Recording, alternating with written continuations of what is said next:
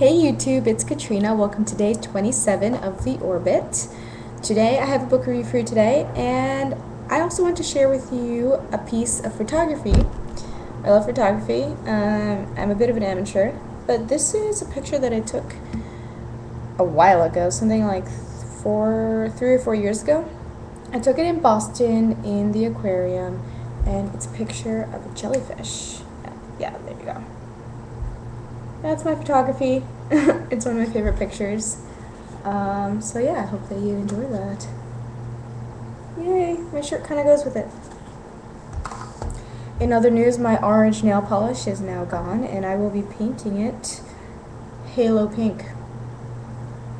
Thumbs up for Halo Pink. Alright, so the book that I'm reviewing today is The Freedom Writer's Diary. The subtitle's really long. How a teacher and 150 teens use writing to change themselves and the world around them.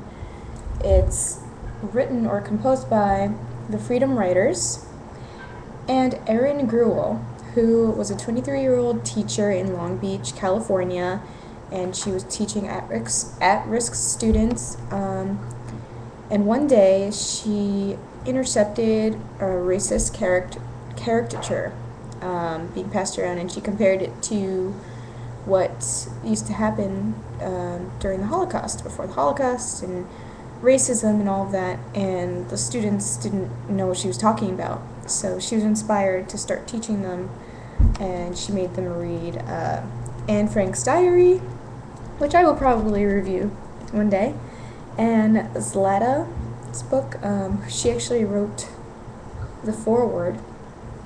Zlata's Diary, A Child's Life in Sarajevo. So, this is also what the back says. They undertook a life-changing, eye-opening, spirit-raising odyssey against intolerance and misunderstanding.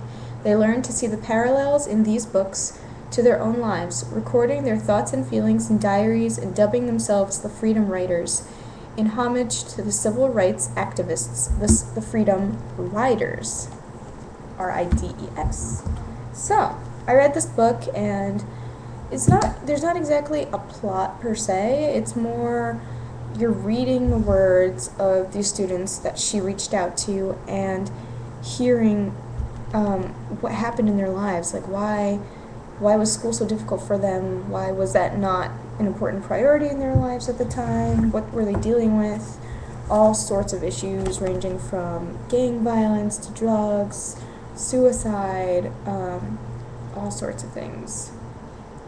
I really liked reading it because I want to help kids someday, and it's so inspiring when somebody who, just comes into being a teacher is able to change so many lives and impact people in such a positive way, and that's what I want to do eventually.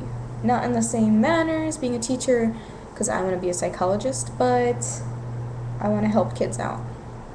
So yeah, again, that's the Freedom Writer's Diary, and it's basically a lot of diary entries. It's Diary 62, there's pictures of them, but everything that she talks about takes place around 1999, and actually there was a movie that came out a few years ago, in 2007, starring Hilary Swank, and it was called The Freedom Writers.